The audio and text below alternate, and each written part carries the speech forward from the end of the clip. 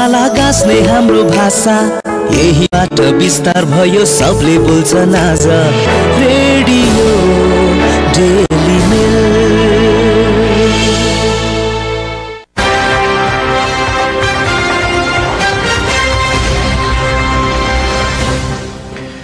कार्यक्रम समय सन्दर्भ सञ्जयको नमस्कार। सुदूरपश्चिमको एकमात्र 2000 क्षमता रहेको रेडियो डेली मेलको 94.6 मेगाहर्जबाट हामी सम्प्रेषित भइरहेका छौं। यो कार्यक्रम फेसबुक लाइभ र sudurdaily.com मार्फत पनि संसारभरि सम्प्रेषित गरिरहेका छौं। कार्यक्रम समय सन्दर्भ शनिबार बाहेक हरेक दिन बिहान 7:30 बजेदेखि 8 बजेसम्म र बेलुकी पुनः प्रसारण 6:30 बजेदेखि 7 बजेसम्म हामी प्रसारण गर्ने गर्छौं। यस कार्यक्रममा समसामय विषयमा चर्चा र परिचर्चा गर्ने गर्छौं।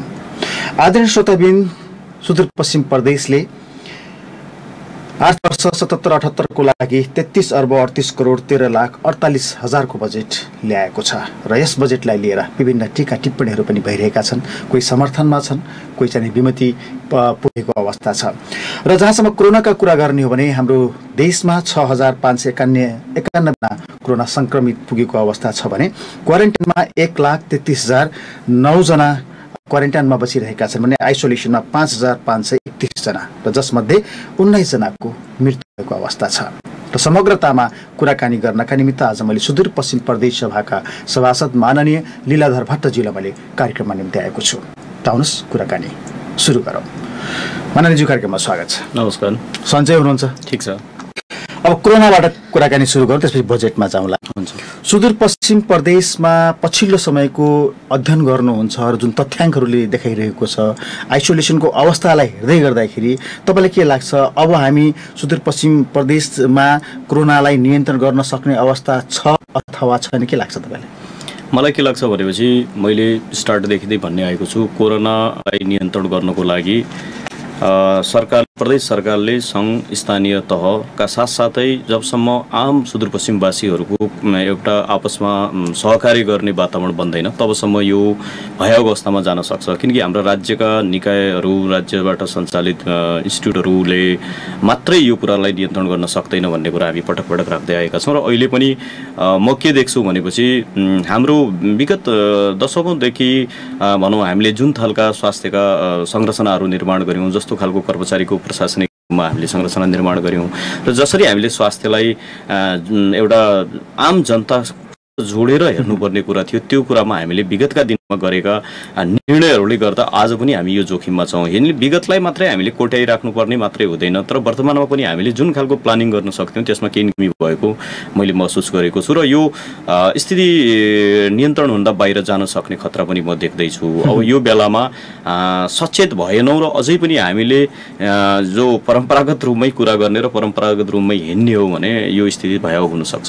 जस्तै मुख्यमन्त्री सुदूरपश्चिम प्रदेशका मुख्यमन्त्रीजीले पनि भन्नुभयो कि यो सङ्घीय सरकारका कारणले गर्दाखेरि यहाँ यो अवस्था सिर्जना भयो, नत्र हामी धेरै कुरा हदसम्म धेरै कुराकानी साथ उहाँले भन्नु खोज्नुभएको भनेको भारतबाट आउनेहरूलाई त्यो टाइममा नै प्रवेश गराइदिएको भए यस्तो समस्या हुन्थेन। जब भारतमा एकदमै बढेर गयो अनि त्यो अवस्थामा नेपालीहरू प्रवेश गरिसकेपछि यो अवस्था सिर्जना भयो भने उहाँको एउटा साङ्केतिक कुरा हो जस्तो लाग्छ। तर 9वटा जिल्लामा एउटा PCR मेसिन हुनु अनि क्वारेन्टाइनको के अरे अवस्था चाहिँ अस्तव्यस्त हुनु, गाउँलेहरू भनेको नमान्नु, राति भागी घर जानु, दिउँसो आएर बस्नु, यी यावत कुराले हेर्दै गर्दाखेरि अब पनि यसले नियन्त्रण गर्न सकिने अवस्था छ जस्तो लाग्छ कि हातभन्दा बाहिर गइसक्यो? पहिला त मुख्यमन्त्रीजीको अभिव्यक्तिप्रतिको तपाईँको कुरा राख्नुभयो। मलाई जिम्मेवार व्यक्तिबाट यस्तो अभिव्यक्ति होला भन्ने मलाई लाग्दैन। कहाँ उहाँले भनेको कुन प्रसङ्गमा भनेको छ भने मलाई त्यो उचित थिएन जस्तो लाग्छ। मलाई भनेको हो भने मैले सुनेको छैन। अब मुख्य रूपले एउटा सरकारले आफ्ना जिम्मेवारीलाई के हुन् भन्ने कुरा भन्दा पनि एउटाले अर्कालाई बल फाल्ने कुराहरू यो ठिक होइन जस्तो लाग्छ मलाई।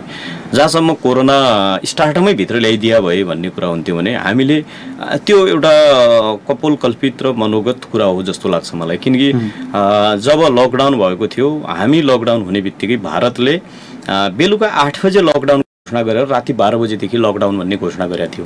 त्यो सम्भवतः मलाई लाग्छ दुनियाँका अन्य देशहरूको तुलनामा एकदमै छिटो निर्णय गरेर लकडाउन घोषणा गरेको भारतले थियो, जसले गर्दा के थियो भने भारतमा रेलमा एउटा 3 दिनसम्म रेलमै बसेका मान्छेहरूलाई पनि रेलपट्रीमा उतार्दाखेरि लकडाउन भइसक्यो भन्ने कुराहरू देखिन्थ्यो।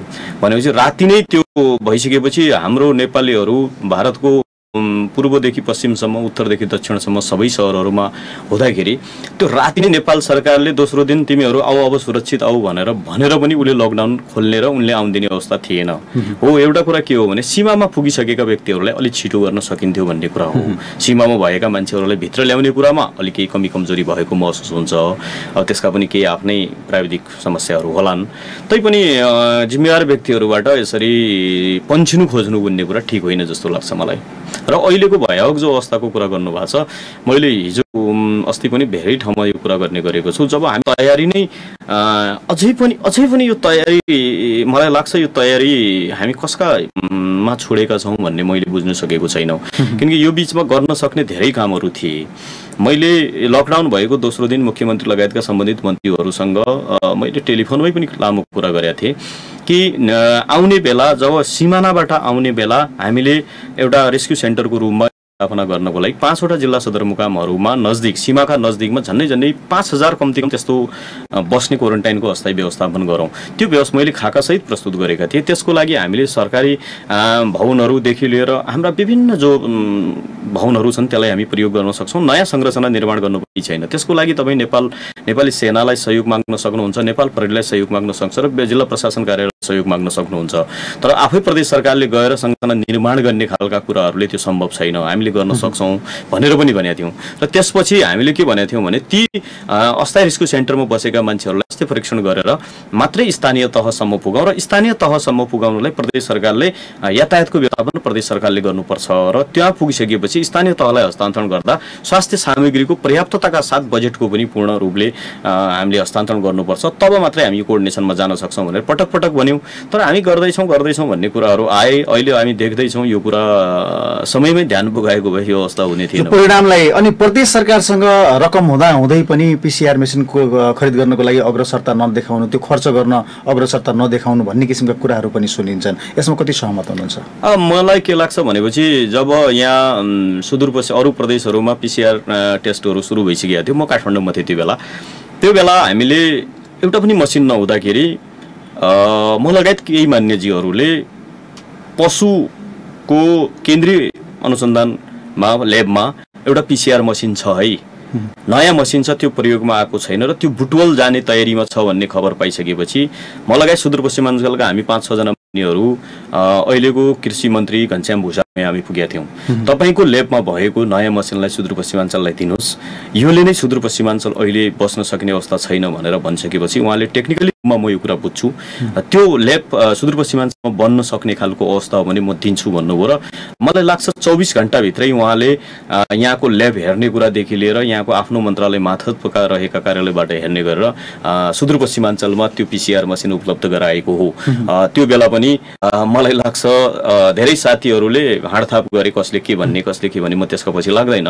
र त्यो नै हाम्रा लागि अहिले पनि कृषि मन्त्रालय मार्फत आएको पिसिआर मसिन हो। र त्यसपछि त्यसको लगत्तै सुदूरपश्चिमाञ्चल सरकारले डिसिसन पनि गरेको थियो, राम्रो डिसिसन गरेको थियो कि बैतडी, डोटी र कैलालीमा पिसिआर मसिन राख्ने भनेर डिसिसन गरेको थियो।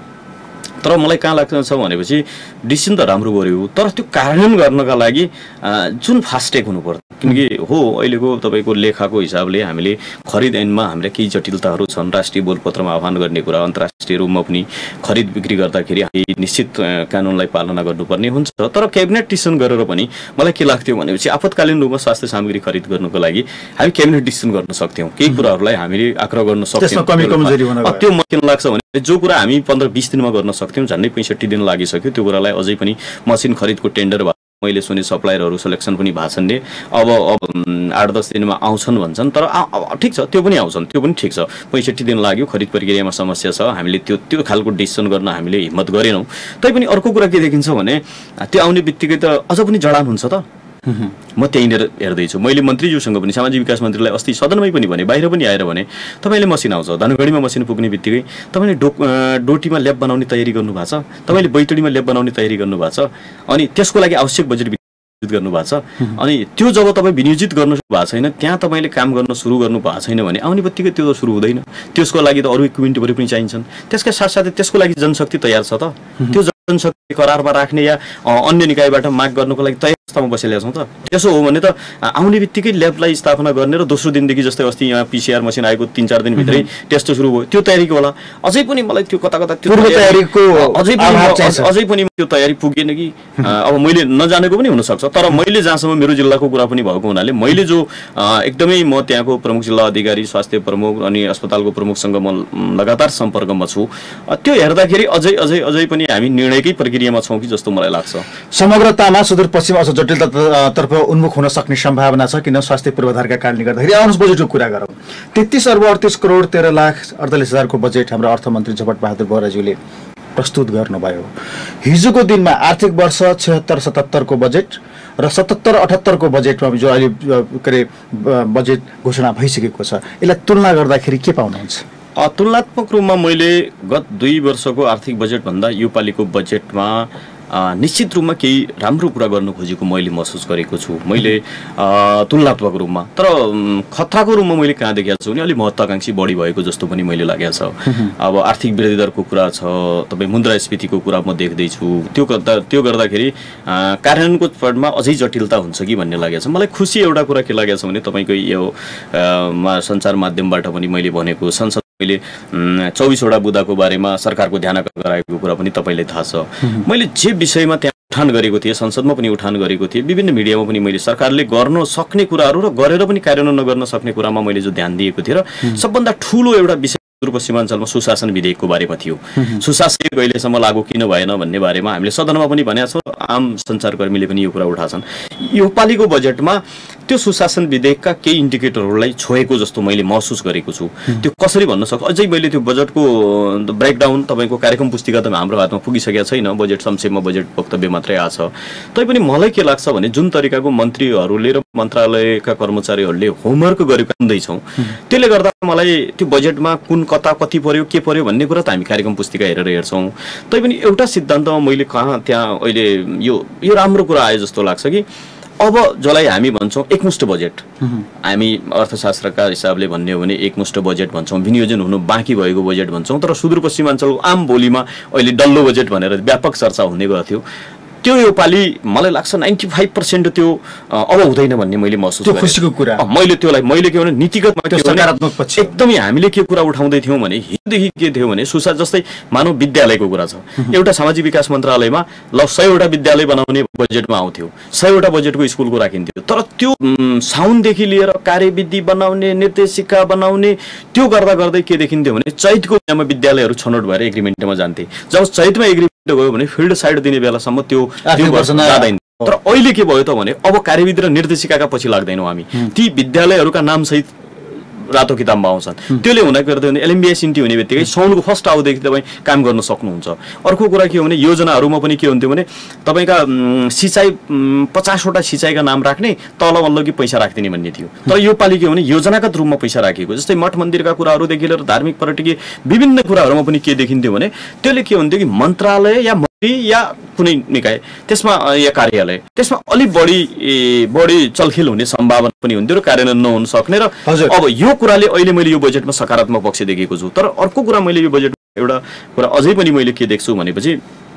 2-3टा कुरामा बोलेको छ तर त्यो मैले बजेटिङ पार्टमा त्यहाँ अलिक कम देख्दाखेरि मलाई शङ्का उत्पन्न भएको छ जस्तै उदाहरणको रूपमा के हो भने 9 जिल्लामा कार्यालय बनाउने भन्ने छ तर अझै पनि बनाउने मात्रै होइन नि अब त त्यो तपाईको अहिलेको कार्यालय जो सर्वे छ हाम्रो कर्मचारी सर्वेका कुराहरू छन् हामीले कति कार्यालय काम बनाउने अझैसम्म टुङ्गो नलाग्दाखेरि जस्तै मलाई मानौ कुनै पर्यटनको काम गर्नु छ भने धनगढी आएर एग्रिमेन्ट गर्ने अनि एउटा शिक्षाको काम गर्न छ भने दिपाइल आएर एग्रिमेन्ट गर्नुपर्ने अनि 5 लाखका 7 लाखका साना कामहरूलाई पनि दिपाइल र धनगढी आएर काम गर्नुपर्ने अनि तपाईँका खानेपानीका कामहरू दार्चुलाको मान्छेले बैतडी आएर गर्नुपर्ने बजाङको मान्छेले डोटी डलर आएर गर्नुपर्ने यी जो अहिले पनि चुनौतीहरू छन् यी चुनौतीको लागि हामीले संरचनात्मक रूपमा एकदम सुदृढ हुने कुराहरूले हामीले अलिक कमी ध्यान पुगेको कम देख्छु म पुगेको भए तापनि उनले के भन्छ भने त्यो पहिलो चौमासिक भित्रै ती संरचना खडा गर्न सक्छन् कि भन्ने कुरामा म अझै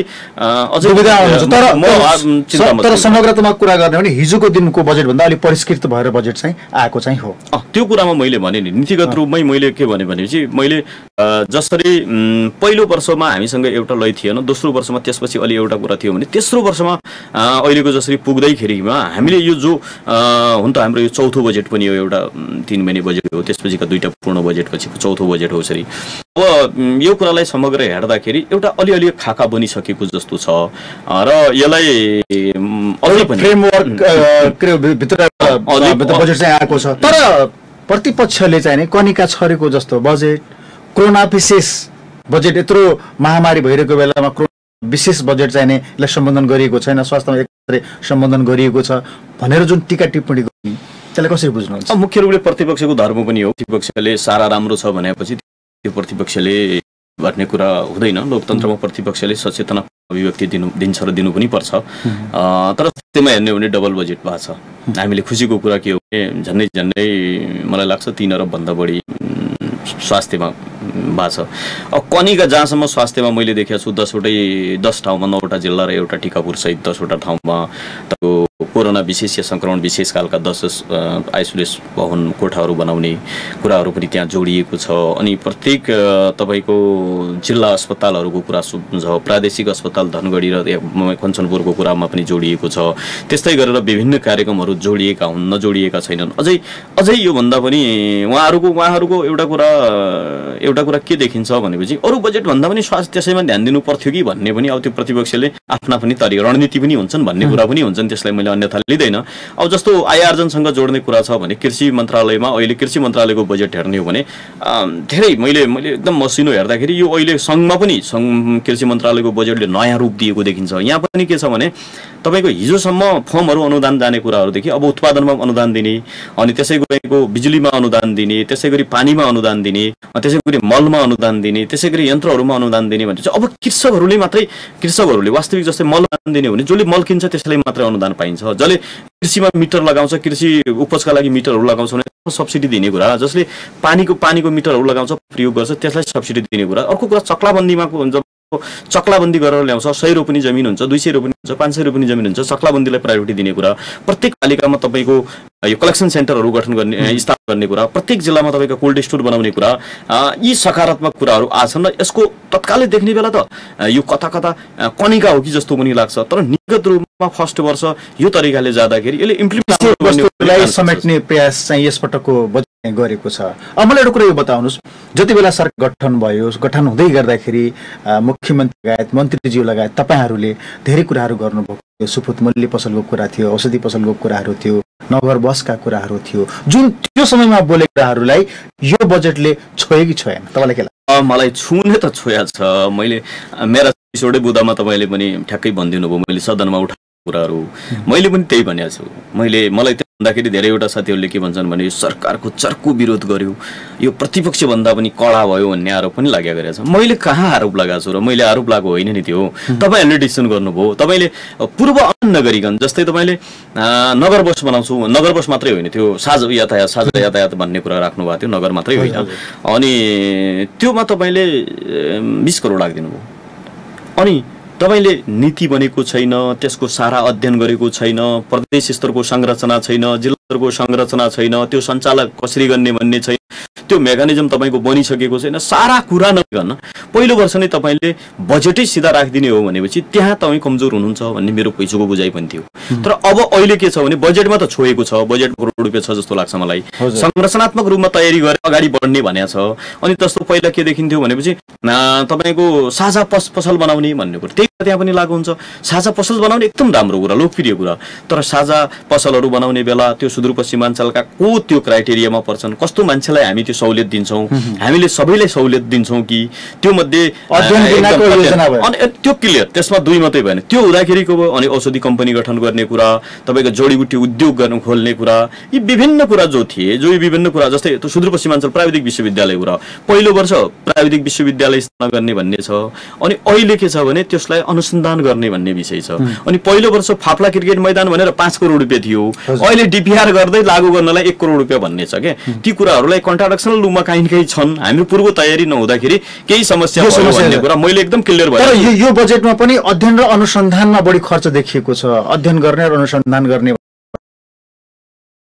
बढी त मलाई लाग्दैन, बढी त त्यसलाई लाग्दैन। तैपनि के भने गतको कुरा भन्दा अहिले झस्केको जस्तो सरकार लाग्छ, किनकि हिजो बजेट ड्याम्म राखिदिने, कार्यान्वयन नहुने, अनि सुदूरपश्चिमाञ्चलको खाद्य संयन्त्र बनाउने भन्ने 50 करोड राखिदिने, या अर्को मतलब बस बनाउने भन्ने कुरा, अनि विद्युत विकास बोर्ड गठन गर्न 10 करोड रुपियाँ भन्ने राखिदिने भनेपछि कता कता हामी प्लानिङमा चुक्छ कि भन्ने। बोर्ड गठन गर्ने करोडौं रुपियाँ लाग्ने होइन, आवश्यक काम निर्माण गरिन्छ र प्रक्रिया कार्यान्वयनमा जानेछ भन्ने हो नि त्यहाँ त। अब त्यो कुरा नगर्दाखेरि के हो भने यसो गरिदिँदाखेरि यो छोड्दाखेरि यो लोकप्रिय हुन्छ कि भन्ने खालले त हामीले बुझ्यौँ, तर कार्यान्वयनमा कहाँ थियो भन्ने कुरा। यसैमा म के जोड्न, रोजगारीलाई जोड्न चाहन्छु होइन। जस्तै अब मुख्यमन्त्रीजीले त उद्घोषणा गर्नुभयो विभिन्न ठाउँमा कि अब चाहिँ भारतमा जानु पर्दैन, हामी रोजगारी सिर्जना गर्छौँ भन्ने कुराहरू। ठिक छ, बसका कुराहरू बिर्सिन सक्छन्, सुपथ मूल्य पसलका कुराहरू बिर्सिन सक्छन्, रोजगारीको कुरा त बिर्सिन सक्दैन। तपाईँले बोल्नुभएको अझ पनि त्यही कुरालाई लिएर मुख्यमन्त्रीजीको आलोचना हुन्छ। खै त तपाईँ पीडाबाट भोगेर आउनुभएको मान्छे हो, खै त सम्बोधन भन्ने किसिमको कुराहरू गर्छन्। यो बजेटमा त्यो छ कि छैन? मुख्य रूपले मैले पनि हामी बोल्दा हाम्रोसँग के छ, हाम्रो देशको परिस्थिति के हो, अन्तको अहिलेको अवस्थामा कुनै पनि देशका नागरिकले अर्को देशमा काम गर्नबाट हामी कन्ट्रोल सक्ने, हामी जस्तो देशले एकैचोटि सक्दैनौँ भन्ने प्लानिङ नहुँदाखेरि र बारेमा अलि अध्ययन नपुग्दाखेरि हाम्रो के देखिन्छ भनेपछि हामी आत्तिएर बोलिदिने, त्यो लोकप्रिय लाग्छ, कन्ट्याक्ट एकदम सुन्नेको लागि धेरै लोकप्रिय लाग्छ। अब हामीले त यो गति तपाईँले अहिले देख्नुभयो, सुदूरपश्चिमाञ्चलमा पुरानो जनगणना अनुसार 25,52,000, 28-30 लाखको हाराहारी मौला भन्ने छ।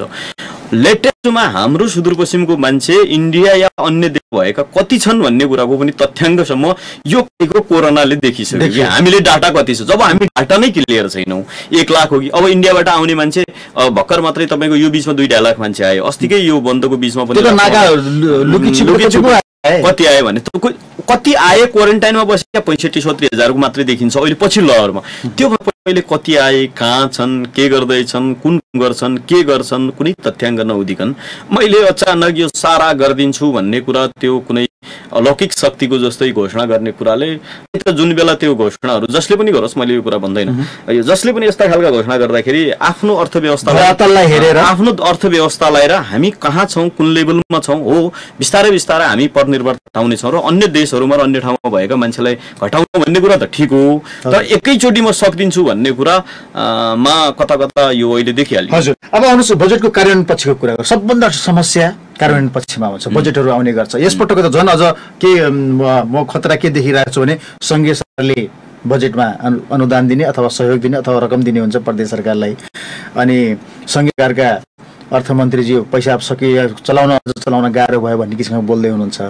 कदम कदाचित यो जुन बजेट बनेको छ केन्द्रीय सरकारबाट, किनभने हाम्रो प्रदेश सरकारसँग आर्थिक जोखको त्यति राम्रो अवस्था पनि छैन, केन्द्र सरकारले कदम कदाचित हात खिच्यो र हामी यति धेरै दिन सक्दैनौँ भन्ने किसिमको कुराहरू गर्यो भने यहाँको विकासको अवस्था के हुन्छ? मुख्य रूपले मलाई चिन्ता त्यही छ। मैले अलि महत्त्वाकांक्षी भयो कि भनेर त्यही कुरालाई गरेको छु, किनकि जसरी बजेटको आकार बढेको छ 34 करोड 34 अरब 33 अरब 38 करोड 13 लाख रुपियाँको जो कुरा छ, अलि महत्त्वाकांक्षी भयो भन्ने मलाई लागेको छ। किन लागेको छ भनेपछि 10% यो बजेट वृद्धि गर्ने कुरा त लगभग पनि देखिन्थ्यो पहिला पनि, त्यो गर्दाखेरि पनि 3 अरब हुन्थ्यो, 28 मा जोड्दाखेरि 31 अरबको हाराहारी हुन्थ्यो, अहिले 33.5 अरबको कुरा हाराहारीमा गयो।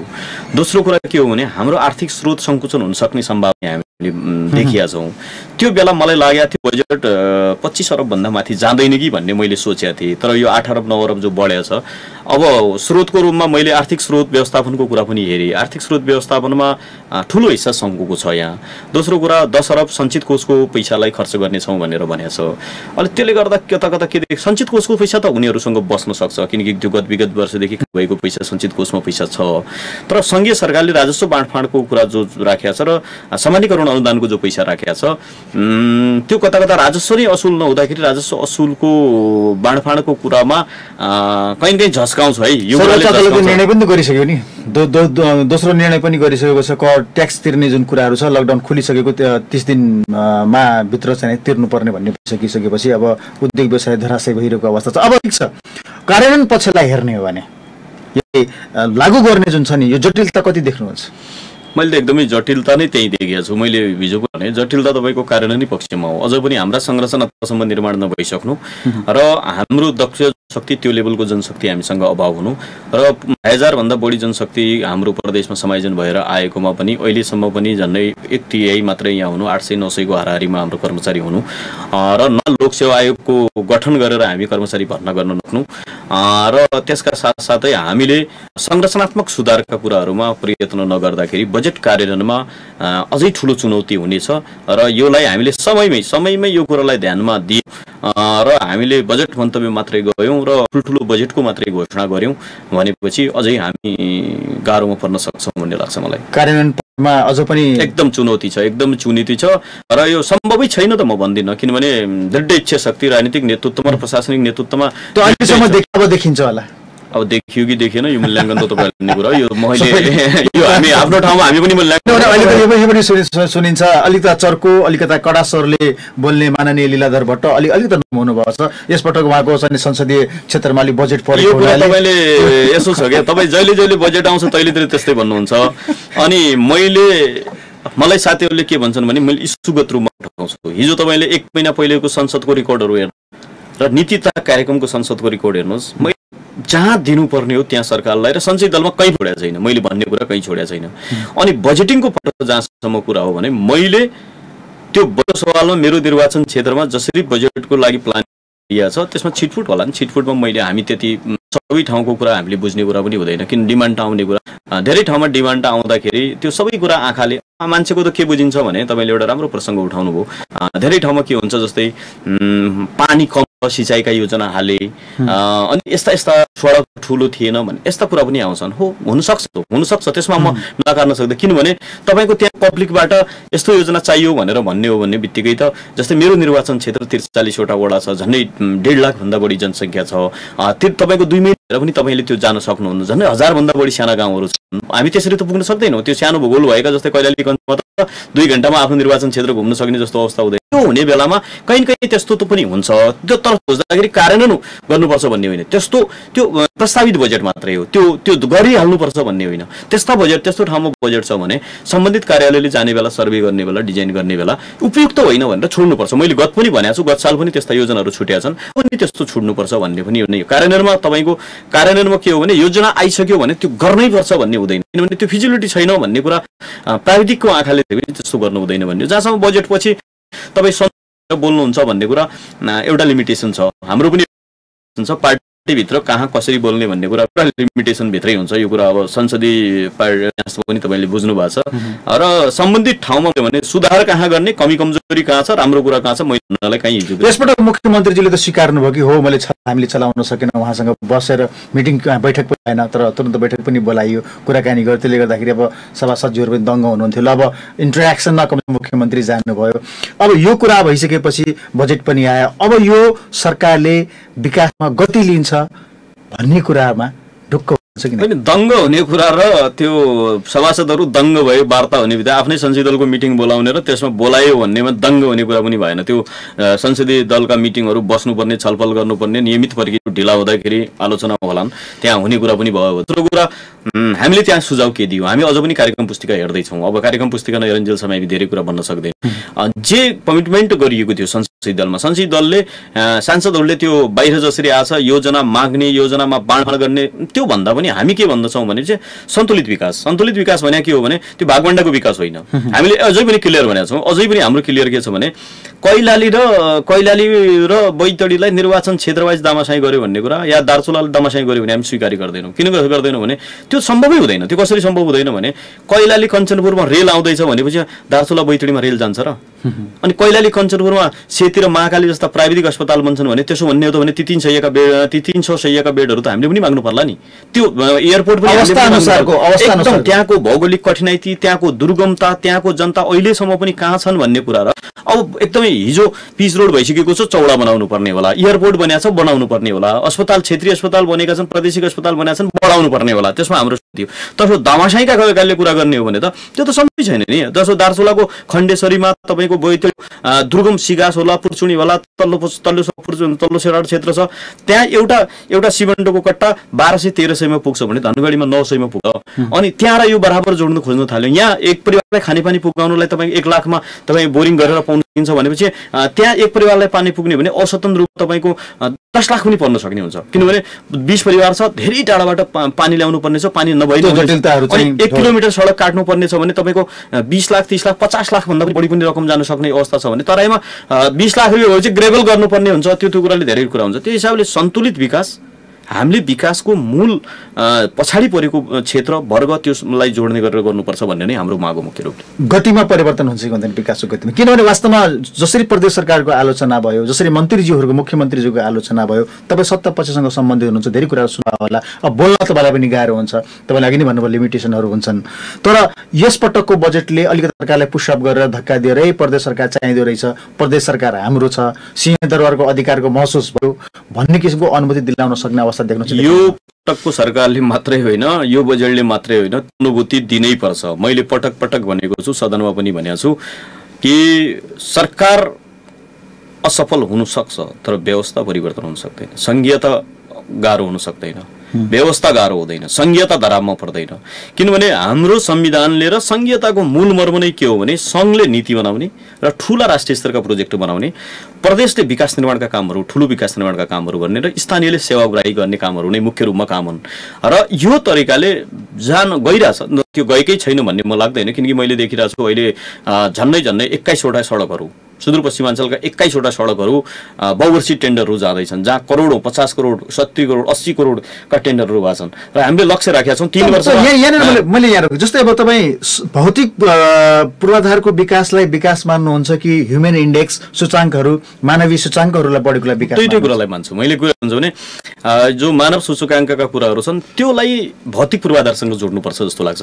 जहाँ भौतिक जस्तो तपाईँको सडक पुगेको छ, त्यो सडक पुगेको छ, विद्यालय पुगेको छ, खानेपानी पुगेको छ, भौतिक पूर्वाधारले पुग्ने बित्तिकै त्यो मानवको जो मानव सूचकाङ्कमा वृद्धि हुने कुराहरू देखिन्छ, त्यो पनि एकदम अगाडि बढ्छ। यी दुईटै कुरालाई, एउटालाई छुट्याएर मानव संसाधनतिर मात्रै त्यो कुरालाई जोड दिँदै जाने हो र भौतिक पूर्वाधार नपुगाउने हो भने त्यो कुरा मात्रै हुन्छ। भौतिक पूर्वाधार मात्रै पुगाउने र मानवीय विकासको आवश्यकता अनिवार्य डेभलपमेन्ट चाहिन्छ। अनि जस्तो तपाईहरु बारम्बार हेरेको योजना आयोग बनाउनुपर्छ, योजना आयोग बनाउनुपर्छ भन्ने किसिमको कुराहरू थियो नि, कहाँ पुग्यो त्यो?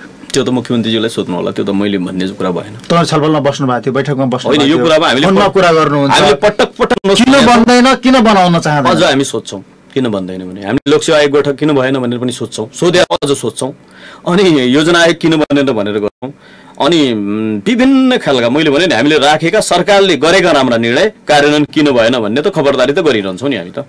सहीलाई सही, गलतलाई एकदम त्यो त भइरहेछ, गर्छौँ, त्यसमा कुनै आपत्ति छैन। अनि यो वैज्ञानिक वनका नाममा जुन वन तहस नहस भयो नि, यो विधिवत रूपले सदन त्यति राम्रोसँग चर्को रूपमा कुरा उठेन। मुख्य रूपले के हो भनेपछि मैले केही हाम्रा विगतका नीतिहरूका कारणले पनि हामी एकदमै गाह्रो परिस्थितिमा हुन्छौँ। जस्तै वैज्ञानिक वन सम्बन्धी जो धारणा छ सङ्घीय सरकारको, यो सरकारको मात्रै होइन, जुन पोलिसीगत रूपमा जो आछ, अब त्यहाँ पनि समीक्षा गर्ने कि भन्ने कुरा हुन सक्ला। अर्को कुरा के हो भने वनलाई जसरी कटानको कुरा छदेखि लिएर दुईटा कुरालाई हामीले ध्यान दिनुपर्छ जस्तो लाग्छ। अनावश्यक रूपमा र अत्यधिक वन फडानी गरेर त्यसलाई राज्यलाई दोहन गर्ने तरिकाले, गलत तरिकाले गर्ने कुरालाई एकदमै हेर्नुपर्ने जरुरी छ। तर हामीले यताको वनलाई एकदमै गर्नै नहुने, सडेका टुटेका तपाईँका रुखहरूलाई कामै नगर्ने, वर्षदेखि एउटा सडेको, एउटा टुटेको, एउटा रुखलाई काट्नलाई 20 वर्ष प्रक्रिया गर्ने। अर्कोतिर मलेसिया र दक्षिण अफ्रिकाबाट नेपालमा सालका काठहरू ल्याएर नेपालको पैसालाई विदेशमा पठाउने खालको जो छ, यीलाई राम्रो तरिकाले हेर्नुपर्छ। अध्ययन एकदम राम्रो गहिरो, यो फेरि कुनै राजनीतिक विषय र कुनै एउटा सरकारसितको विषय होइन, यो विषय पनि अरबौं पैसा हामी वार्षिक रूपले बाहिर जाँदैछौँ। आज तपाईँको काठको, यहाँको काठ जस्तै सुकेको काठ पनि प्रयोग हुँदैन। एउटा जङ्गल छ, त्यहाँ पुरै काठ सुकेको छ, काट्न अनुमति दिँदैन, अर्को कुनै वैज्ञानिक वन या अर्को सामुदायिक वन भनेर त्यहाँ हामीले दोहन गर्छौँ भन्ने कुरालाई अझै गम्भीर हुनुपर्छ जस्तो मलाई लाग्छ। त्यो वैज्ञानिक वनको हिसाबमा जसरी अब तपाईँको तस्करको कुराहरू आयो, आलु रुखहरू काट्ने कुराहरू हामीले तस्बिरमा पनि हेऱ्यौँ, थुप्रै कुराहरू हेऱ्यौँ। अब यसलाई यसलाई रोक्नुपर्छ भने सरकारले त्यति त्यो कदम नचालेको जस्तो देखियो। अझ पनि मनमानी हिसाबले जङ्गल फडानी भइरहेको अवस्था, कटानी भइरहेको अवस्थाले हुँदै गर्दाखेरि कहीँ न कहीँ केही कुराहरू जोडिएको छ भन्ने जो शङ्का गर्छन् नि, होइन? त्यो के मान्नुहुन्छ तपाईँ? मलाई के लाग्छ भनेपछि अझै यसको बारेमा जसरी आम सञ्चार मिडिया अनुसन्धानकर्ता र सम्बन्धित सरोकारवालाको ध्यान जानुपर्ने थियो, चाहे त्यो सरकार होस् चाहे उपभोक्ता होस्, जस्तै सामुदायिक वनवाला हुन्, जसरी ध्यान पुग्नु जानुपर्ने थियो त्यतिसम्म पुगेको मलाई लागेन। तपाईँले पहिले भनेको कुरामा मलाई पनि मैले त्यो वन सेक्टरमा धेरै अध्ययन गरेको त छैन, तैपनि मलाई जहाँसम्म मलाई लाग्छ जुन तहबाट आउनुपर्छ, मलाई के लाग्छ भनेपछि रुखहरू कटान भएको आएछ हामीले पनि देख्यौँ, त्यहाँ कुनै कुनै जोडिया छ भन्ने पनि हामी सुन्छौँ। तर त्यो नीतिगत रूपमा त्यो डिसिसन कहाँबाट भयो? नीतिगत रूपमा त्रुटि छ कि, या नीतिमा ठिक थियो र कार्यान्वयन गर्नेमा कहीँ त्रुटि थियो कि, या त्यसमा को संलग्न थिए, कहिलेदेखि सुरु भयो? प्राकृतिक स्रोत व्यवस्थापन समितिले भन्दै अवज्ञा गरेको अवस्था चाहिँ छ। अब एउटा कुरा समितिको कुरा तपाईँले मैले अझै पनि भने मूल कानुनमा त्रुटि र कार्यान्वयन नियममा नै कहीँ न त्रुटि हो कि भन्ने कुराबाट सुरुवात गर्यो भने हामी एकदम समाधानमा पुग्छौँ। अनि एउटातिर कर्मचारीलाई सोध्ने हो भने होइन, यो त सरकारको नियमै अनुसारले यो वैज्ञानिक वन सम्बन्धी जो नियम छ यो सङ्घीयद्वारा अहिलेको होइन, यो 10 वर्षदेखि 15 वर्षदेखि यति वर्षदेखि यस्तो छ, हामीले त सारा मिलाएर छौँ भन्छन्। अर्कोतिर के भन्छन् भने ठेकदारहरूले होइन हामीले तिरेका छौँ, हामीले त यो रोयल्टी तिर्ने हो, हामीले टाँचा लगाएको छ, यस्तो टाँचा लगाएको छ त्यस्तो गऱ्यो भन्छौँ। अर्कोतिर जनतामा के आउँछ भने यो सारा गलत भइरहेछ भन्ने आउँछ। भनेपछि टेक्निकली त्रुटि कहाँ हो त? मैले तपाईँको मिडिया मार्फत पनि म के भन्न चाहन्छु भने अबको विषयवस्तु उठान हो अनुसन्धानमूलक रूपमा, जस्तै नीतिगत कहिले भयो, यसको पालना कसले गर्यो, यो पालना कमी कमजोरी के रहे, यसले नेपालको आयात रोक्न छ कि या योले मतलब यो कुनै खालका अरू क्रियाकलापतिरले बढावा दिन्छ, यी सबै कुराको एउटा अझै बाहिर आउनु जरुरी छ। यसको बारेमा यो डिबेट जसरी डिबेट चल्नुपर्ने हो मलाई लाग्छ चलेको चाहिँ छैन। अब सेवा सुविधाका कुरा सुन्नुभयो होला, होइन? यस्तो कोरोनाको महामारी भएको बेलामा 3 तहको सरकारलाई यो देशले धान्नुपर्ने, प्रदेश सरकार बीचमा आएर खर्च बढायो भन्ने किसिमको कुराहरू आउँदै गर्दाखेरि सरकारी मन्त्रीज्यूहरूका खर्चहरूको कुराहरू भयो, सबै खर्चहरू ट्याक्सबाट नै बेहोर्नु पर्ने। यही अवस्थामा जनप्रतिनिधिज्यूहरूले चाहिँ सेवा सुविधा लिनुपर्छ। तर यस्तो अवस्थामा पनि जनप्रतिनिधिज्यूहरूले विशेष पश्चिम प्रदेश सरकारका जनप्रतिनिधिले एकमतका साथ गरेर त्यो सेवा सुविधा लिनु, कर्मचारीको भत्ता चाहिँ काट्नु, अरूको चाहिँ खर्चहरू घट्नु, तर आफ्ना खर्चहरूलाई मेन्टेन गर्नको लागि सेवा सुविधा लिएर समाजले अलिकति आलोचना गरेको छ। सञ्जयजी तपाईँ एकदमै ज्वलन्त प्रश्न उठाउनु भयो। मैले नबुझ्या के यो सर्वसम्मत रूपमा निर्णय गर्नुभयो र तपाईँहरूले बढाउनु भयो भन्ने कुरा जो राख्नु भएको छ यो गलत हो, एकदमै गलत। यो निर्णय कहिले भएको थियो, सरकारले कहिले बाहिर ल्यायो, कहाँ कमजोरी भएको हो र यो भ्रम भएको हो कि रियल भन्ने कुरा सबको प्रवक्ताले स्पष्ट पार्नुपर्छ भने हामीले हिजो समितिमा बोलाएर पनि कुरा गरेका छौँ। मुख्य रूपले गत सालको बजेटमा सङ्घीय बजेटले 18%, 20% कर्मचारीको तलब र सम्पूर्ण जो तलब वृद्धि भएको थियो त्यही बेला त्यो बजेटमा सरकारले बढाएको अनुसारकै त्यो थियो। सुन 28 गते मलाई लाग्छ क्याबिनेटमा यो प्रस्ताव गएको यहाँ, किनभने सङ्घले नै बढाउँदाखेरि हाम्रो एउटा कानुनी समस्या के थियो भने सङ्घले वृद्धि गर्ने बित्तिकै प्रदेशको स्वतः बढ्दैन, त्यसमा कार्यरत कर्मचारीको पनि बढ्दैन, प्रदेशका अन्य निकाय जनप्रतिनिधि कसैको पनि बढ्दैन। सङ्घले कानुन बनाइसकेपछि हामीले पनि त्यो कानुनलाई बनाउनु पर्ने हुन्छ। त्यो गरेर 28 गते क्याबिनेटमा गयो भन्ने कुरा छ। साउनको 28 गते क्याबिनेटमा गएको कुरालाई फागुनसम्म जो अरूले साउन 1 गतेदेखिको तलब खाए या भत्ता खाए, जे खाए त्यो सङ्घले अनुसारले खाए, हाम्रो त्यो साउनबाट हुने कुरा फागुनसम्म क्याबिनेटमा अट्कियो र फागुनमा त्यही पुरानो सङ्घले गरेको औसतमा 15%, 18% सेवा सुविधा वृद्धि भन्ने थियो, त्यही कुरालाई अनुमोदन गरेको क्याबिनेटले, न त्यो सदनले कुनै कानुन भएको पनि होइन। त्यो क्याबिनेटले त्यो कुरालाई अगाडि बढाएको। अब आयो कहिले? अहिले आयो कहिले भने कोरोनाको बेला। बाहिर के गएको छ भने कोरोनाको बेला यिनीहरूले सेवा सुविधा बढाएको छ भन्ने हामीले भनेका छौँ। सरकारले किन स्पष्ट पार्न सक्दैन? किनभने तपाईँलाई अझ भनौँ, अझ पेनफुल कुरा के छ भने तपाईँले सुन्नुभयो होला, समय सञ्जालमा हेर्नु पनि भयो होला, होइन? अब 1 रुपियाँ चलेको छ एकदमै भरण पोषणको लागि। मलाई के लाग्छ भनेपछि तपाईँले एकदमै कुरा गर्नुभयो। हामीले हिजो तपाईँको सरकारको प्रवक्तालाई संसदीय समितिमा बोल्यौँ, तपाईँहरूले यो कहिले तपाईँले थप्नु भयो कि हाम्रो सेवा सुविधा तपाईँहरूले नयाँ अझ यो पाला पनि थप्नु भयो कि? अनि त्यो तपाईँ होइन भन्ने त हामीलाई थाहा छ। बल्कि त यहाँ त जनप्रतिनिधि 61,000बाट 71,000 भन्ने त्यो फिगर आएको छ नि। फिगर जो अहिले छ त्यसमा तल हेर्नुहोस्, फागुन कति गतेको क्याबिनेट डिसिजनबाट भनेको छ त्यो कहिलेदेखि लागू हुने छ? साउन 1 गतेदेखि किन भनेको छ भने साउन 1 गतेदेखि सङ्घले नि त्यो बढा छ। तर ल्याए कहिले त बाहिर भने? अब त्यति भन्दाखेरि त सरकारको प्रवक्ताले के भन्नुपर्छ भने हामीले बढाएको होइन, संघीय सरकारले जसरी कर्मचारीहरू लगायत अन्यको गत साल बढाएको बजेटमा थियो हामीले त्यही हो भन्नुपर्ने, स्पष्ट गर्नुपर्ने। अब स्पष्ट नगर सक्दा आम जनताको त जिज्ञासा आउनु स्वाभाविक हो। अनि यस्तो बेलामा यिनीहरू यस्तो गलत गर्न थाले कि भनेर जनताले खबरदारी पनि गर्नु तयार हो। राम्रो कुरो हामीले पनि देख्यौँ, हाम्रै सामनेमा 1-1 रुपियाँ चन्दा उठाएको देख्यौँ, हामीले आफैमा हेऱ्यौँ। यो त हाम्रो त बल्कि तलबबाट 50% काटेर, सेवा सुविधाबाट 50% काटेर हामीले कोरोना कस्तो महसुस हुन्छ यसरी युवाहरू विद्यार्थी भाइ बहिनीहरू? म त एकदमै खुसी लाग्छ। एउटा कुरा के लाग्छ भने मैले धन्यवाद पनि दिन्छु युवाहरूलाई, उनी जिज्ञासु हुन्, उनीहरूले खबरदारी गर्नु पनि एकदम जायज हो। तर त्यो कहाँबाट भयो त भन्ने कुराको हेर्दाखेरि के भने हाम्रो सरकारले जुन बेला जे काम गरेर जसरी पब्लिकलाई एउटा उनीहरूलाई सूचनाको हक दिनुपर्ने र उनलाई क्लियर पार्नुपर्ने हो, त्यो नगर्दाखेरि यस्तै हुन्छ। अब यो नगर्दा त क्लियर हुने रहेछ भन्ने कुरा देखायो नि। निर्णय हुने प्रस्ताव राख्ने साउनको महिना, अनि तलब बढाउनु पर्ने साउन 1 गतेदेखि तलब भत्ता कर्मचारीको जनप्रतिनिधिको साराको त्यो तपाईँको त्यहाँ त्यसमा के लेखिएको छ भने जनप्रतिनिधिको पनि मात्रै लेखिएको छ, कर्मचारीको पनि होइन। त्यो त कर्मचारीको के बोलिदियो, गत साल बजेटकै दिन यहाँ कुरामा बोलिदियो, तर जनप्रतिनिधिको बोल्ने अर्को तहको कुराकानी गर्नुहुन्छ। स्थानीय तहको पारिश्रमिक भन्ने शब्दले सर्वोच्च अदालतले योभन्दा पहिलेको विधेयकलाई रोकिदियो। हाम्रो सरकार हामीले सदनबाट पास गरेकोमा पारिश्रमिक शब्द थियो, सेवा सुविधा हुनुपर्ने ठाउँमा शब्द पारिश्रमिक शब्द थियो, तर सेवा सुविधा नदेऊ भनेर सर्वोच्च अदालतले भनेको थिएन। पारिश्रमिक भनेको होइन है भनेर 1 नम्बर विकृत गरेको थियो नि। अरू 6 प्रदेशको क्यान्सल थियो, अरू 5 प्रदेश, अझ 5 प्रदेशले यो पालि पनि त्यो फागुन माघमा त्यो पास गरेर सेवा सुविधा दिएर लिँदैछन्। 1-2 दिनभित्र 2-3 दिनभित्र सदनमा आउँदैछ भनेपछि त्यो त नयाँ दिएको त होइन नि। सर्वोच्च अदालतले तपाईँको सर्वोच्च अदालतले कार्तिक महिनादेखिको जो रोकेको छ मात्रै हो त गरेको, त्यो संशोधन गरेर साउनदेखिको त कहिलेसम्म खाएको छ कहिले खाएको छैन त्यो त अब मैले ठ्याक्कै भन्न सक्दैन। तैपनि त्यहाँ के थियो भने सुविधा त अहिले त कर्मचारी स्थानीय तहमा त तपाईँले देख्नु भएको छ, अहोरात्र खुल्नु भएको छ, उहाँलाई त कसैले के पनि दिएको छैन। अब कानुन रोकिएको छ, अब कानुन आज भोलि नै पास हुन्छ, मलाई लाग्छ 1 हप्तामा पास हुन्छ। 1 हप्तामा पास हुँदा के हुन्छ स्थानीय तहलाई यो मतलब कि यो दियो हिजो दिएको होइन, जो अहिले 8 महिनादेखि 9 महिना रोकिएको छ त्योलाई फुकाउन मात्रै कानुनलाई सरकारले बुझाउन सके। त्यो त बुझाउनु पर्यो बाबा। त्यो बुझाउन नसकेपछि त अनि जनताले युवाले यस्तो कुरा गरे भन्दैमा हामीले उनदेखि आक्रोशित मान्ने होइन नि। उनले त खोज्यो नि, राम्रो कुरा खोज्यो, उनले यस्तो के हो भन्नु खोज्या मात्र त हो नि।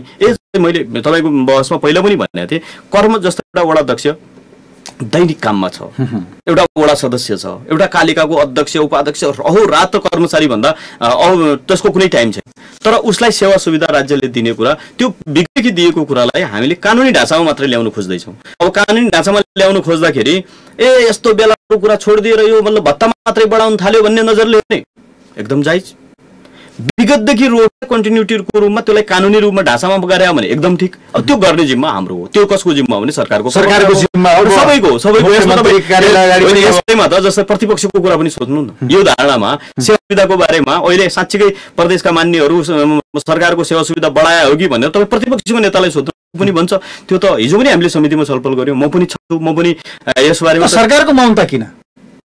अब यो कुरा सरकारको प्रवक्तालाई हजुरले सोद्धा धेरै राम्रो होला, किन मौनता भनेर हामीले पनि सोधेको। तपाईँले मैले अहिले पनि एउटा कुरा राखौँ भने प्रदेश सरकारले स्थानीय तहहरूलाई क्वारेन्टाइन निर्माणको लागि पैसा दियो, त्यसपछि राहत वितरणको लागि पैसा दियो, त्यसपछि पनि अझ यो भारत प्रवासबाट आएका मान्छेहरूको लागि पनि पैसा दियो। यहाँको मिडियादेखि सारा कोर्डिनेसन त गर्यो भन्ने त सुनिन्छ कि, तर मिडियामा किन आउँदैन? किन सरकारको प्रवक्ताले क्लियर गर्दैन या सरकारले क्लियर गर्दैन या मान्यहरूलाई नै यो खालको इन्फर्मेसन दिँदैन? हामी त यही नै हो नि, हाम्रो त काम गरेको कामलाई गरेका छु भनेर होला त्यहाँ आलोचना पनि हुन्छ।